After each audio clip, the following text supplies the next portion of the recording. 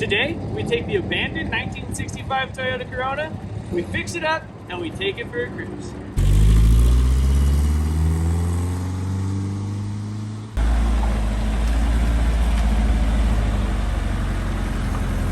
Time to get started on this thing. It's got a little bit of a weird oil filter style. It's got a cartridge oil filter style. It's not like a normal canister you screw off. It's got a whole outside housing that you have to take off, and there's a paper filter that gets replaced. I got one from some new old stock in town, so we're gonna go ahead and see about throwing it on. Here's the filter itself. Comes with a couple O-rings and a paper cartridge filter. This is the only style of filter I could find. Only one of this style of filter I could find. Oil hasn't been changed on this thing in 2 decades now, so it's time to refresh and get some new oil in there. Coming under the car, if you look right there, that's the housing for the oil filter. It's accessible from down below, so we're gonna go ahead and throw it on jack stands, see if we can't get a better look. All right, we got this thing in the air. We're gonna go ahead and take the tire off and see what we're looking at.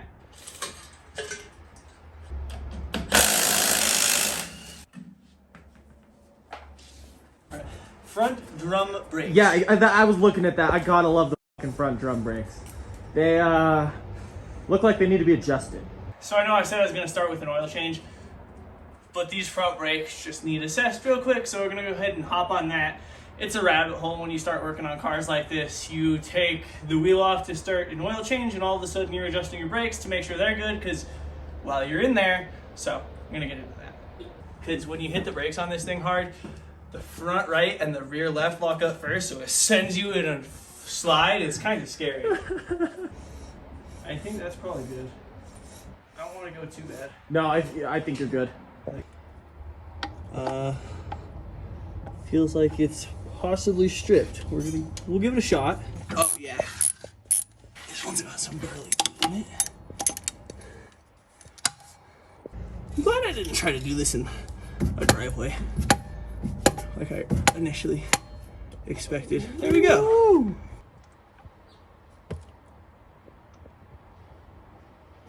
You know, I expected worse. It smells gassy. While that's draining, we're gonna try and get this filter.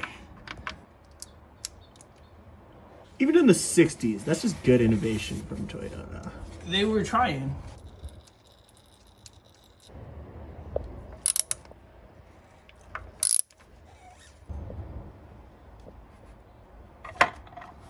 Here's one O-ring. This filter doesn't look. Why does the filter I have look round? Get things cleaned up. I don't know if my round filter is gonna fit in this cartridge. Unfortunately, this is round, and what we pulled out wasn't round, it was oval. This is also about 3/4 of an inch too tall, so it's not gonna fit in any regards in the Corona, so we're gonna go ahead and go see if I can find one that actually fits. Well, the story on the oil filter is there's none in town. There's none in the state. I got one ordered in that should be right. I talked to the dude on the phone for a minute trying to explain what exactly I was working with. Tomorrow morning we'll see. But for now, we're gonna go ahead and take a look at a few other things on this thing, see if we can just assess the whole thing. Like I said, I want to go look over because I want to take this thing out and cruise it this summer. Starting with the spark plugs. Don't have any issues with them, but I'm going to just pull them and see what they look like and assess how the engine is feeling. Honestly, they don't look too bad. I was expecting worse. Do I dare throw a compression tester on it? Nah. In fact, I don't even know if I'm gonna pull the other spark plugs. They work great. All right, so that gets that. Next, we can go maybe assess the trunk. There's a giant hole in the trunk, and the gas tank falls out sometimes, as you saw. Currently, the trunk latch is a random piece of string that I found tied to the license plate, and the gas tank is very precariously propped in there, literally tied and strapped. So we're gonna go ahead and we're gonna pull everything out of this. We're gonna set the gas tank down. We're gonna see if maybe we can get something laid across that massive hole and get the trunk a little more usable and the gas tank a little safer and more secure. Oh, did I do it? It worked as a pop. 10 out of 10. Cool, so the trunk latch problem solved. Slam it really hard, pull blue string. Now I'm gonna pull this tank out, set it on the ground, and see about covering this massive hole that I left back here. All right, we're gonna go ahead and get this cleaned out. We got the shot back out. We're gonna get all this rust vacuumed up, all the stuff that's fallen out, get this cleaned up, see what we're working with. All right, we got it cleaned out. It's not perfect by any means.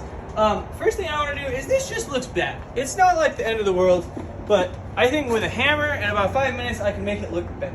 Here's some clips I got from before I started doing any of the body work. I just wanted a nice little comparison of before and after, and you could tell it was pretty rough to start.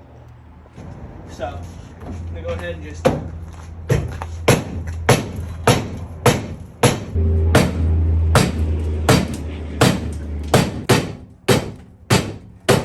I'm not a body man. So far from a body man. So I know this is not the right methods. I know this is not what I should be doing. I just want to make it look a little bit better.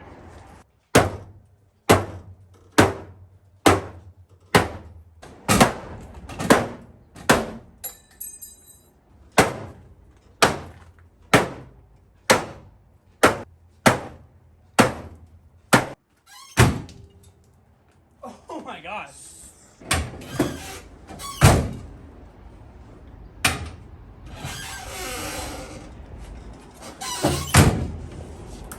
So much better.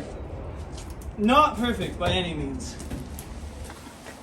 But all in all, I think it looks a whole lot better. This trunk's loud. Now that I've got the first hurdle, which is the trunk closing, looking halfway decent. If you look at it, it definitely looks a lot better too. With it looking better, I'm gonna go ahead and I'm gonna try and get this hole covered up. This is not an ideal solution. This is not my forever solution. I just don't have any sheet metal right now. And I'm just trying to get this thing sealed up so I can take it for a drive. Really been wanting to, and I think this is a great opportunity. So, gonna get this in there. Not forever, but it'll work for now.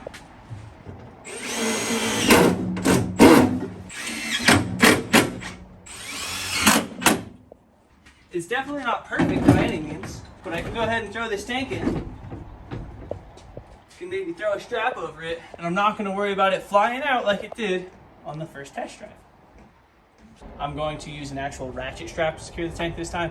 You saw the tank was kind of dangling half out of the hole. I hope this is going to help keep it off of the wood. The wood is there just in case something does go wrong though, because I do plan on kind of sending this thing. I definitely think that's tons more secure. It's a 10 out of 10 transformation. All right, so this hood doesn't latch. So I'm gonna go ahead and pull this off and see if I can assess.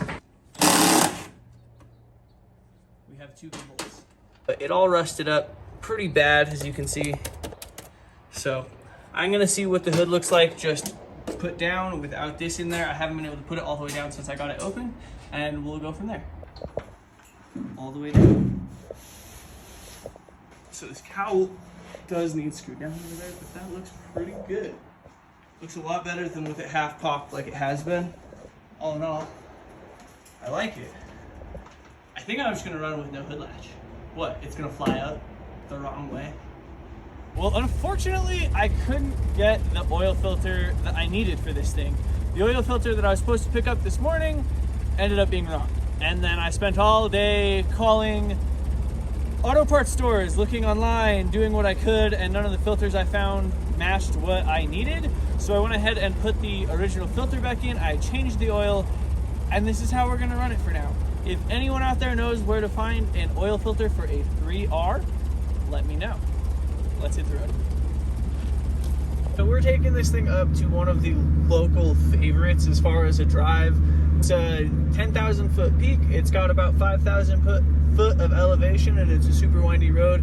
There's a lot of back roads off of it, and it's been getting a lot of rain lately, so it's been absolutely gorgeous. Thriving green and better than it's been since I've seen it in the last 10 years. So we're excited to go up there, have a drive, take a look, and see how this Corona does. First impressions of this thing, I have driven it a little bit, but I haven't put many miles on it, and it had never really run quite right. Now that it's starting to run right, this thing is such a sweet ride. It's almost 60 years old. It's a manual transmission, column shift. which is super rad in my opinion. The blinkers are integrated into the horn in the steering wheel, which is just something that is so 1960s. That's the only way to describe it. Unfortunately, the speedometer doesn't work, but this thing cruises 75 down the highway like a dream. Right now we're cruising the back roads, absolutely loving it. So we're gonna take it up in the mountains and see how it handles and see how it does with a little bit of elevation change and just cruise a 60-year-old car.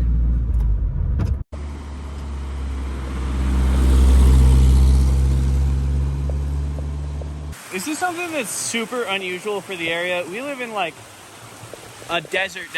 There hasn't been water like this up here, I don't think, ever in my life. So this is super awesome to see. Like I said, crazy wet winter. And we've been getting a lot of rain lately. And you can see over there, we got the Corona sitting in the stream on the other side of the road. So we better get out of here before it gets too dark though.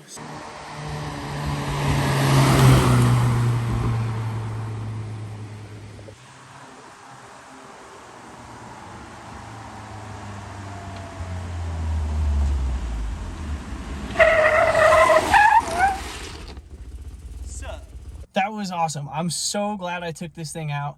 It was such a blast to take it out, drive it, cruise it up in the mountains, got a bunch of compliments, a bunch of cool looks, and I had more fun in this than I've had in a lot of other vehicles.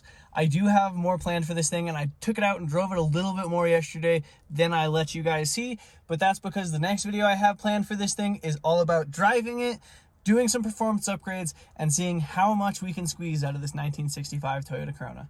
So thank you for watching, thank you for subscribing, and I will catch you later.